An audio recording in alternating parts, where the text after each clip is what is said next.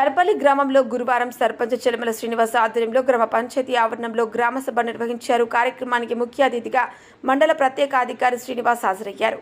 మొదటగా తెలంగాణ గీతంతో గ్రామ సభ ప్రారంభించారు. సర్పంచ్ మా ప్రభుత్వం జూన్ 2 నుండి 5 లక్షల జీవిత బీమా అలాగే ఎమ్మెల్యే భూపత్ రెడ్డి సహకారంతో 140 ఇందిరమ్మ ఇండ్లు మంజూరు కాగా 91 ఇండ్లు కట్టడం జరిగింది. తెలంగాణ పబ్లిక్ స్కూల్ దర్పల్లికి మంజూరు కావడం హర్షణీయం.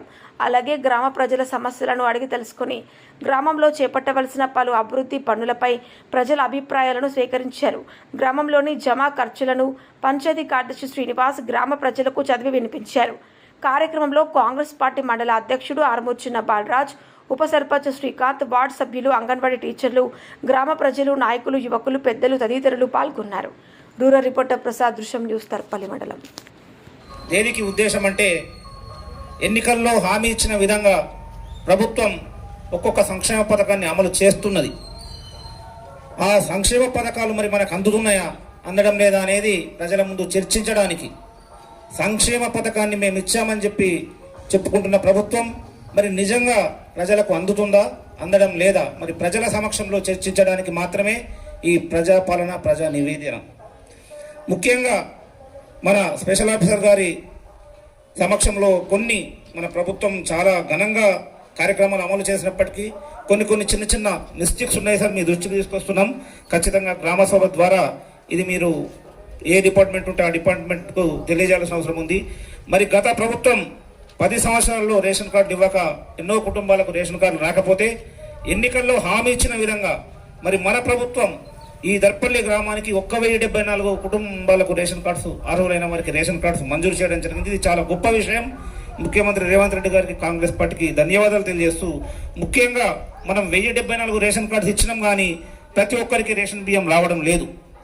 దాదాపు 65% మాత్రమే రేషన్ బియ్యం వస్తుంది. అంటే దాదాపు 350 మంది కుటుంబాలకు ఇప్పటికీ సన్న బియ్యం కానీ ఎటువంటి బియ్యం మనం రేషన్ కార్డ్స్ ఇచ్చినా కానీ బియ్యం రావడం లేదు. ఇది మా దృష్టికి వచ్చింది. రేషన్ కార్డ్స్ వచ్చిన వాళ్ళకు ఎవరికైతే బియ్యం రావడం లేదో వాళ్ళంతా కూడా మా దృష్టికి తీసుకొచ్చారు.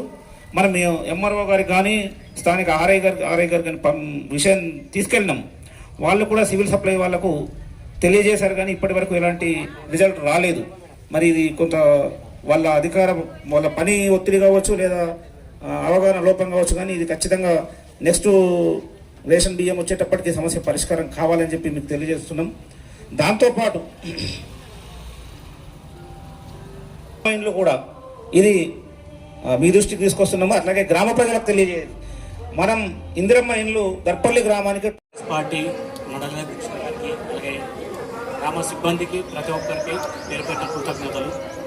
నేను కొత్త తెరువుకు తెలుగుదేశం వెళ్ళిన తర్వాత రేషన్ కార్డు నుంచి నా పేరు తొలగించేది. నాతో పాటు మా భార్య, మా పిల్లలని తీసేసేది. దాని తర్వాత చాలాసార్లు అప్లై చేసుకున్నా. ఎన్నిసార్లు చేసుకున్నాం మాకు రాలేదు.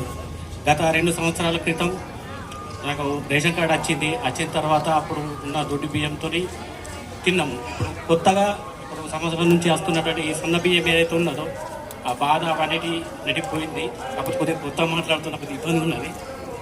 అలాగే ఇప్పుడు ఈ ప్రభుత్వం తీసుకొచ్చుకున్న ప్రతి ఒక్క సంక్షేమ పథకాలు కావచ్చు, ఏవైనా కావచ్చు, దానికి తోడ్పడుతున్న ప్రతి ఒక్కరికి ధన్యవాదాలు.